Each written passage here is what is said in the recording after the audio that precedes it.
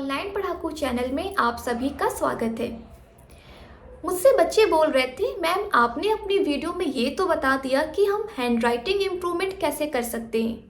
आपने बहुत ही अच्छे टिप्स बताए। थैंक यू सो मच बच्चों आपके ये कमेंट्स के लिए, क्योंकि आपके दिए हुए कमेंट्स मुझे बहुत ज़्यादा मोटिवेट करते हैं। पर बच्चे मुझसे कह रहे थे कि मैम आपने ये तो बता दिया कि हम किस तरीके से अपनी हैंडराइटिंग इम्प्रूव कर सकते हैं, पर जो सबसे ज़्यादा बड़ी समस्या है, सबसे बिगेस्ट प्रॉब्लम जो है वो तो आपने शेयर ही नहीं की। मैंने पूछा कौन सी? तो बच्चे बोल रहे थे, मैम आप सबसे ज़्यादा हमें जो दिक्कत होती है जब हम आंसर राइट करते हैं तो हम अक्सर कंफ्यूज हो जाते हैं कि हमें कौन सी मात्रा कहाँ पर लगानी है। कहीं हम गलत तो नहीं कर रहे हैं, हमें कॉन्फिडेंस ही नहीं आता है। तो उन्हीं की इन बातों को ध्यान में रखते हुए मैंने अपनी वीडियो का जो टॉपिक रखा है वो यही है कि किन बातों का ध्यान रखकर आप अपनी मात्राओं में सुधार कर सकते हैं। जैसा कि हमारे पास टाइम बहुत कम है तो मैं बहुत ज़्यादा डिटेल में तो अब नहीं बता सकती हूँ कि किस तरीके से आप अपनी मात्राओं में सुधार कर सकते हैं। सबसे पहला जो पॉइंट है वो है कि जब आप अपने लिटरेचर पार्ट से कोई भी प्रश्न उत्तर या फिर ग्रामर पार्ट से कोई भी विज्ञापन, अनुच्छेद, ईमेल लेखन, कुछ भी अगर आप प्रैक्टिस कर रहे हैं और आपको लगता है कि ये शब्द मेरे लिए बहुत हार्ड है, बहुत कठिन है, मैं इसको नहीं लिख पा रहा हूँ, तो आप उस पर ज़्यादा फोकस कीजिए। सबसे पहले उस शब्द को आप अंडरलाइन कीजिए, उसके बाद उस शब्द की 2-3 बार लिखित प्रैक्टिस कीजिए। ऐसा करने से आप उस कठिन शब्द में अपनी पकड़ बना लेंगे और आप इसके बाद फिर उसको आसानी से लिख पाएंगे। आपको हर बार यही करना है। जैसे जैसे आप जो भी अपना पॉइंट टॉपिक पढ़ रहे हैं, जो भी आपको हार्ड वर्ड लग रहा है उस पर आप अंडरलाइन कीजिए, उन वर्ड्स को अच्छे से फोकस कीजिए और उसके बाद अपनी नोटबुक बंद करके उसकी रिटन प्रैक्टिस कीजिए। इससे आप डेफिनेटली उस वर्ड को आसानी से लिख पाएंगे। इसके बाद जो दूसरा पॉइंट है जिसमें बच्चे मिस्टेक करते हैं वो है की और की के प्रयोग में। तो बच्चों मैंने इससे रिलेटेड एक वीडियो बनाई है, आप चाहें तो वहाँ पे जाकर भी देख सकते हैं। पर जैसे कि मैंने आपको बताया कि टाइम कम है तो मैं इसी वीडियो में आपको बता देती हूँ कि किस तरीके से आप की और की के प्रयोग को आसानी से समझ पाएंगे।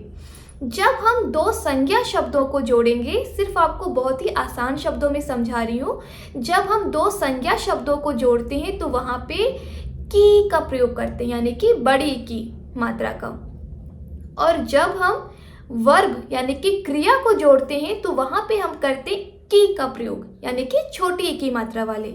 जैसे बहुत सारे वाक्य हैं, आपको मैं इसका एक ट्रिक वर्ड भी बताती हूँ कि जब किसी में बताया है, लिखा है, सुनाया है, इन सारे शब्दों के साथ आप की का प्रयोग करते हैं क्योंकि ये सारे आपके क्रिया शब्द हैं। रमेश की दुकान, इस तरीके से जब आप संज्ञा शब्दों को जोड़ते हैं तो वहाँ पे बड़ी ई वाली मात्रा यानी कि की का प्रयोग करते हैं। ठीक है, आई होप आपको समझ में आ गया होगा कि क्रिया को जोड़ने के लिए हम छोटी ई की मात्रा की का प्रयोग करते हैं और संज्ञा शब्दों को जोड़ने के लिए हम बड़ी ई की मात्रा की का प्रयोग करते हैं। ठीक है, इसके बाद जो आप सबसे ज़्यादा मिस्टेक करते हैं वो होता है और है का।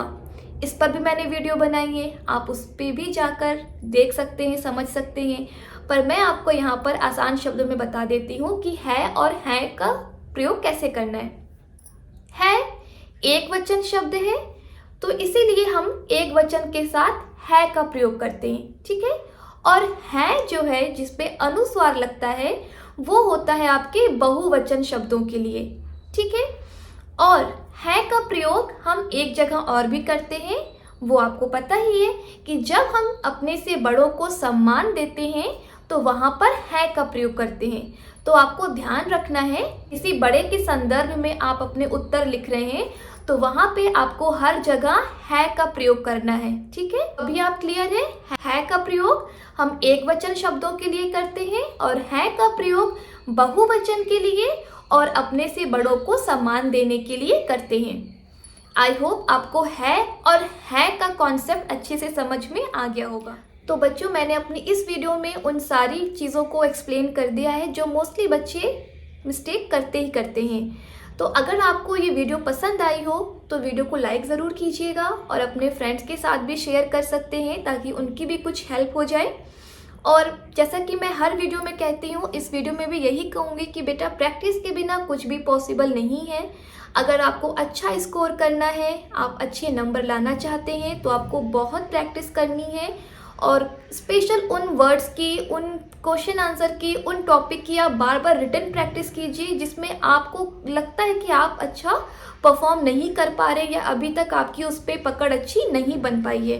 क्योंकि आप जितना प्रैक्टिस करेंगे आपका कॉन्फिडेंस लेवल उतना ही बढ़ता जाएगा और फिर आपको एग्ज़ाम में कोई टेंशन नहीं होगी और आप बहुत अच्छे से अपना आंसर राइट कर पाएंगे। हर बार की तरह इस बार भी आपको एग्ज़ाम का कोई भी प्रेशर नहीं लेना है। आपको अच्छे से बिल्कुल पीसफुल माइंड से पढ़ाई करनी है, अच्छे नंबर स्कोर करने हैं और इसी तरह से पढ़ते रहिएगा, मुस्कुराते रहिएगा। मिलते हैं किसी और नए टॉपिक में, तब तक के लिए बाय बाय। एग्ज़ाम के लिए ऑल द बेस्ट।